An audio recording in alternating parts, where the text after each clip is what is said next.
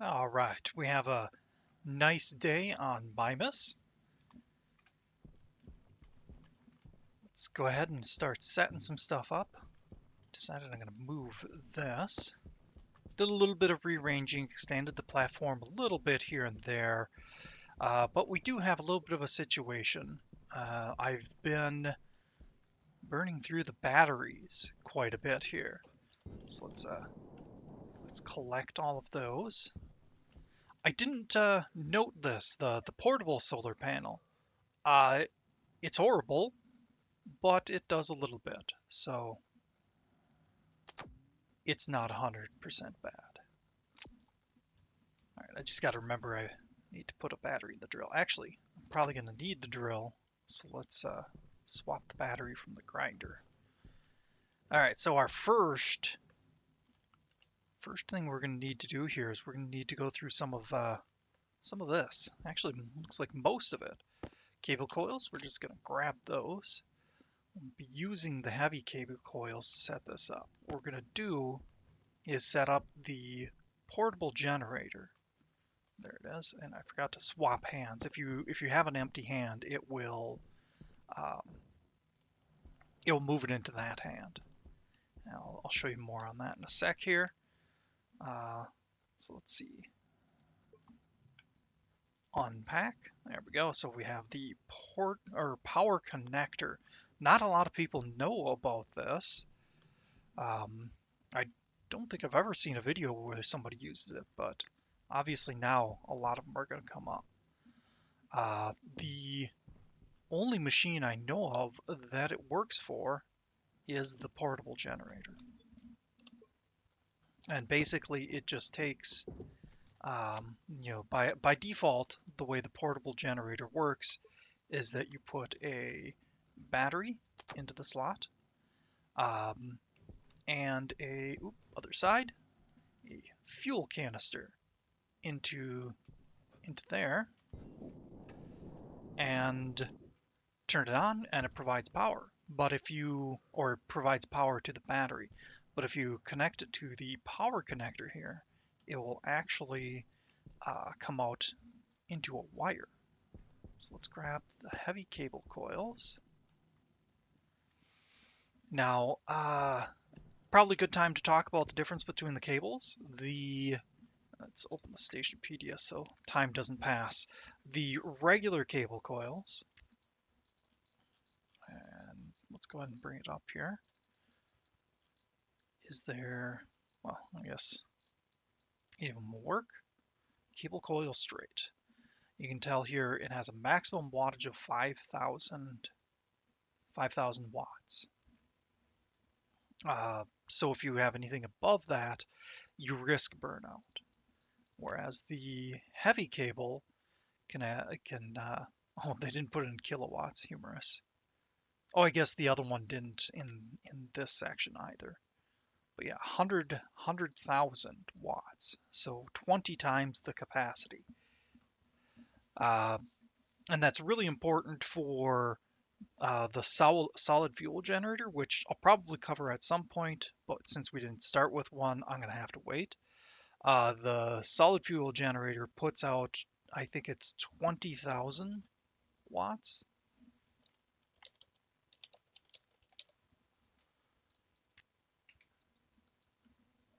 Checking here. Yeah, 20,000 watts. And if you can put that into a regular cable, but it will only output 5,000 then.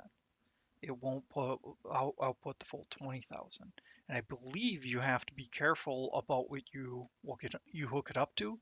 If you hook it up to a station battery, the station battery I think grabs all of that power and you might burn out a cable. But don't quote me on that. That's one of the things that they may have changed over time.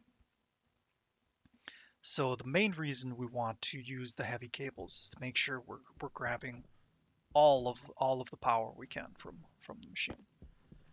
So now I got to plan where I want to put the station battery. I want to have access to the power generator. but I don't want to put it too far away because we're rather limited on cables.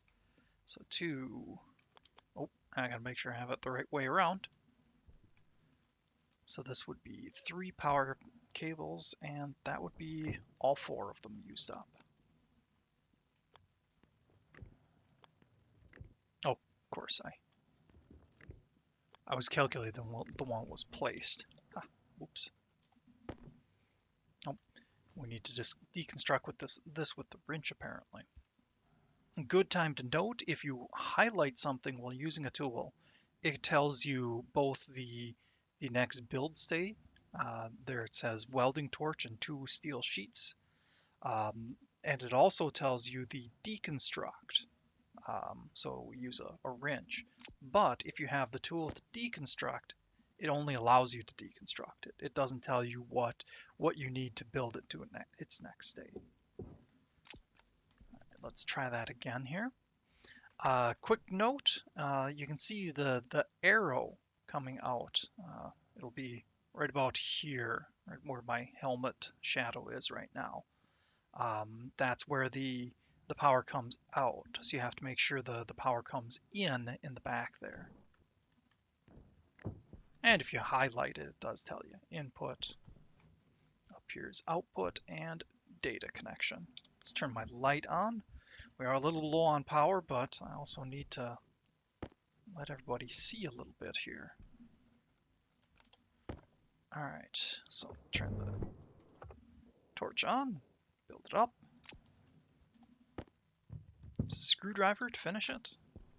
Gotta turn it on, otherwise it won't accept or supply power, which is a little unfortunate. All right, let's unpack the next. Yeah, there we go. So they give you another fuel canister.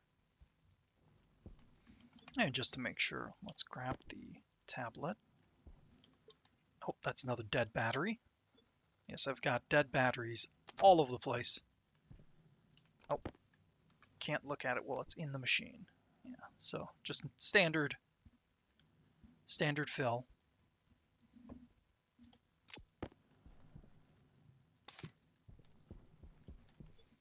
Okay, let's make sure I'm not forgetting anything. I shouldn't need the APC. This should be able to grab everything. Actually, let's look in the documents. What's this here? It's been a long time since I've used the portable generator, so I want to see if it tells us how much it actually outputs. Okay, it says it's pressure driven. Oh, and it functions more efficiently at lower temperatures. Interesting. So we'll probably want to get it in a pressurized atmosphere.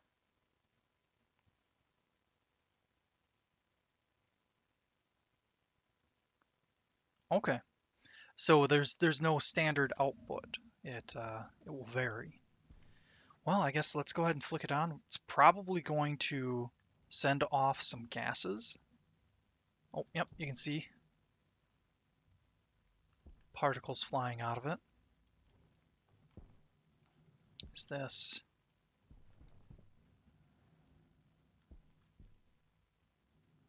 Okay, it must only be supplying to the battery. Because we did turn this on. We have it in the input. Interesting. So let's try pulling that out. Ah, okay.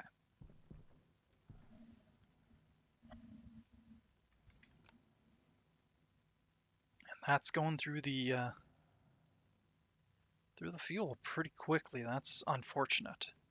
I wonder if they've made some changes, because I remember those used to be pretty efficient, lasted quite a while, but that is not that is depleting pretty quickly there. Let's see. I don't even know if we need the other power controller since we have the station battery.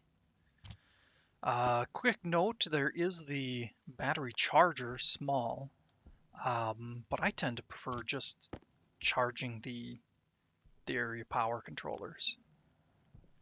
If you have the APC, area power controller, APC, switched off, it doesn't drain the battery. But looked in the Stationpedia here, and it does actually have a bit of a draw. Oops, I looked at the kit. There it is. Yeah, it has a base power usage of 10 watts. Whereas I think the battery charger small has 5. But if a battery fills up in the charger, it still draws that. Sorry if I'm panning my screen around too quickly. I'm trying to get in the habit of not doing that, but it's a difficult habit to break. So we shouldn't really need this, but let's go ahead and place the fuel tank down here.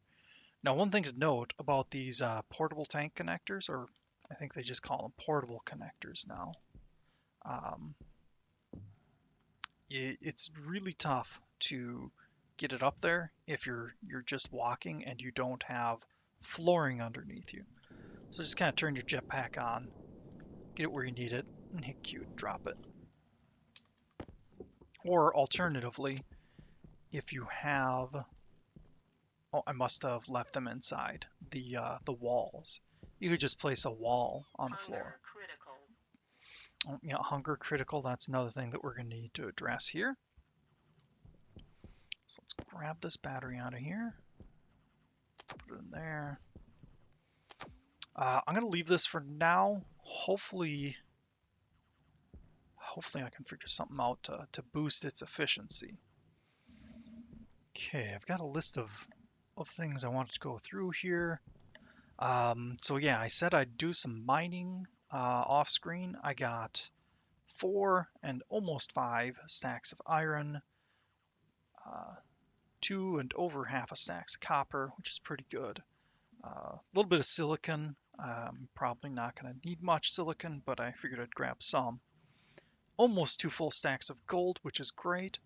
And I really lucked out and got over 3 stacks of silver. Silver is one of those that sometimes will kind of block your way. Not able to get too much further without it, because you need to smelt the higher tier alloys, electrum, and silver is one of the components of that. We have the oxide, which I introduced us to last episode, but yep, so that will be kind of a component for the fuel when we build a furnace. We have ice volatiles, that's the other component. The third ice we have is what's called nitrice. It's mostly nitrogen, but it has a little bit of nitrous oxide in it. Don't release that into your base because it puts you to sleep. Or maybe kills you. I haven't tried it recently. So next step, let's get the arc furnace set up. For now, we're just going to put it right over here. Eventually, we'll want to capture the gases that it outputs, but for now, we're just going to set it up outside. Because yes, since we're in a vacuum here, we're going to want all the help we can get in that regard. And that was, yes, that's the power connection. Good. Go ahead and flick that on. We're going to smelt up 1 stack of iron.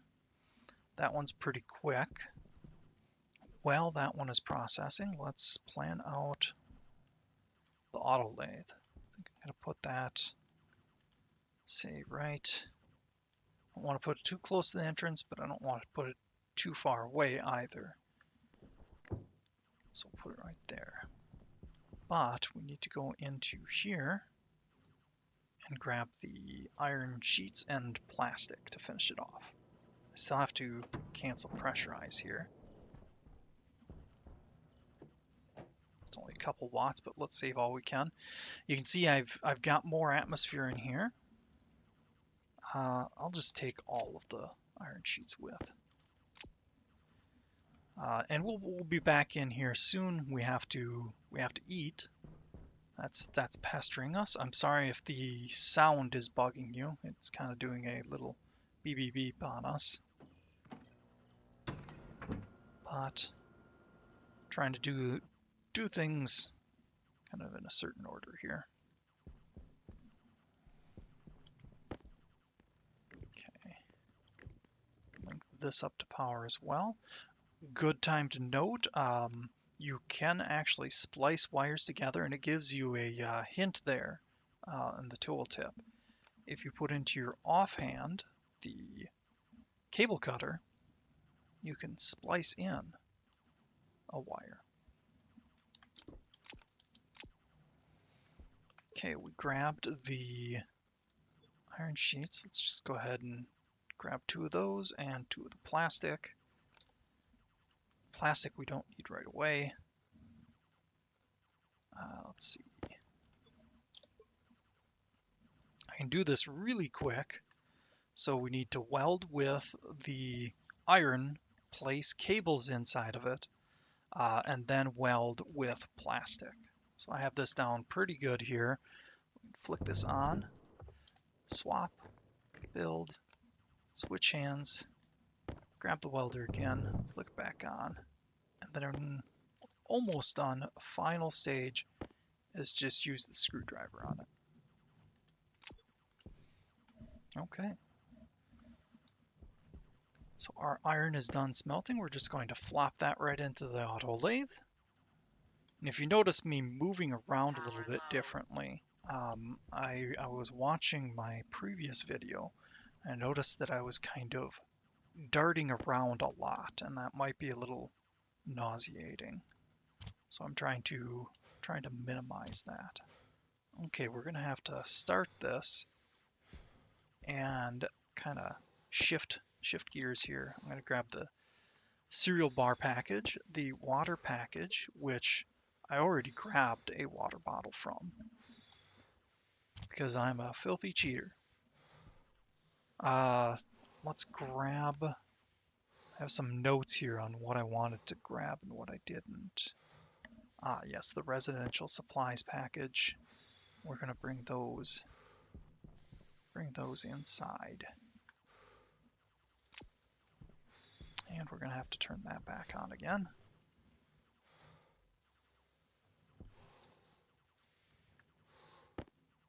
Place these in here. I'll flick that off to save power. Okay.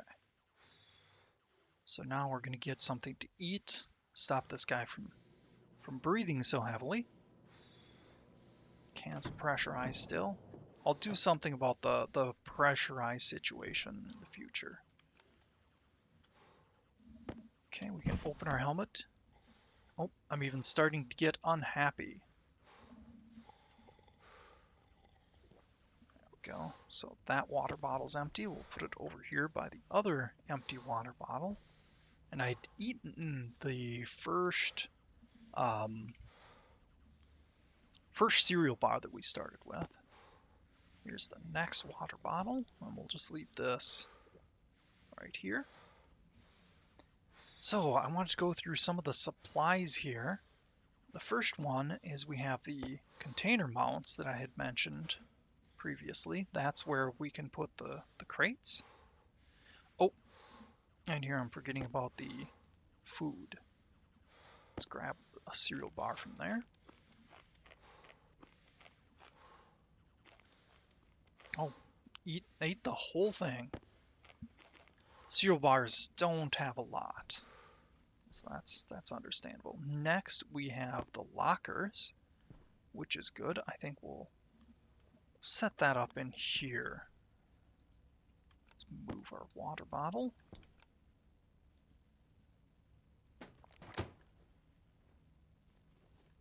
Yeah, this stuff can stay here for now. Next we have a kit for tables. Trying to think So I'm going to set most of the agricultural stuff up over here to start off with, at least. Put these tables in here, or the walls in there. I had tables on the brain. Oh, a good time to note, road flares. We're just going to use one of those. It'll go into our offhand, but we can place it on the ground. And this is going to actually raise the temperature a bit. Yeah, there we go, 11.8, 1.9. We want to be careful though, because a little bit goes a long ways, and that might end up raising the temperature a little too much. So we're just going to start with the 1. So we have the next residential supplies of the table. I think for now, I'm going to set that up over here. Next in line is the microwave. We're gonna. This, I believe I mentioned last episode about the precision place for tables. This is a good example of that. Goes down nicely rather than trying to put it up there with the Q key like this. Yeah. And it just so happened to work. I think they've made a lot of improvements in that regard. So the last residential supply is a carton of fertilized eggs. I'm going to leave them in there just in case it helps preserve them more, because we don't have any food for them. So I'm gonna switch back again outside, close our helmet. I don't know why I looked away. I gotta turn this off. So since we're in kind of a hurry, I'm just gonna set the container mounts down for now and pick them up later. Probably off screen. So let's get a few of these smelted. 10 should be due to start off with. Or no, actually I think I'm thinking wrong. So let's do 20. We've got more copper. So we're going to want a hydraulic pipe bender, but I think, yeah, that's going to take 2 gold. So instead we're going to start by making the furnace. So we do have the arc furnace, but that's going to be slow. It takes power, and it doesn't do anything for alloys. Nice time to point out that if you have something started, you can see there, if there was more iron, it would try to create a second one. So what we're going to do is we're going to hit the arrow there, and it's going to go to a different item. It's still crafting the furnace, but once it's done crafting that furnace, it will stop. Let's go ahead and flick this off for now. Yeah, we've used almost half of that gas, so power is going to be a bit of a problem. We're probably going to have to set up the Stirling engine. But I'm not 100% sure how to go about that. I know you can do some basic things with it, but kind of optimizing it is a little beyond what I can do at the moment. Okay, we almost have the furnace done. Let's wait for that to finish. There it is. And start up the hydraulic pipe bender.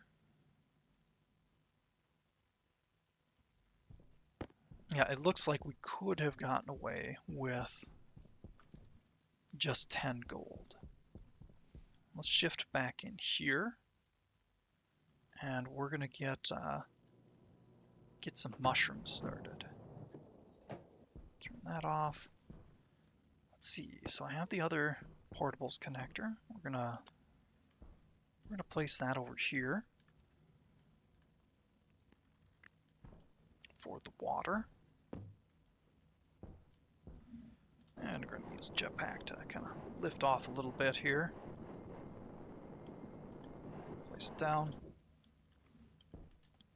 Take a wrench, make sure it locks in place. The gauge is facing the wrong way, but you can aim at it like this. Or, I suppose it wouldn't hurt anything if we rotated it.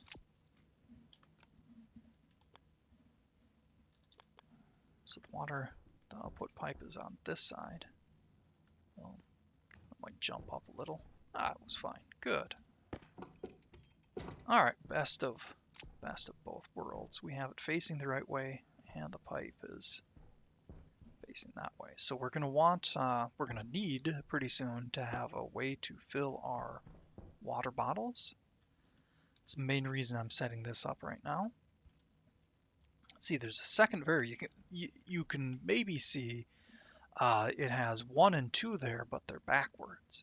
So if we use the scroll wheel, we can go to an alternate version and rotate it so that the pipe is facing down, and now they're correct.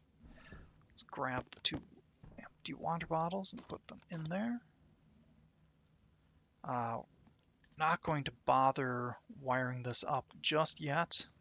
I'll just kind of leave a cable out, or maybe it would be better to have the cable go up, because I think the power will come in from up here. I don't like hiding it like that, but I should be able to clip it there if needed. Okay, that's enough. We're not going to bring it all the way out.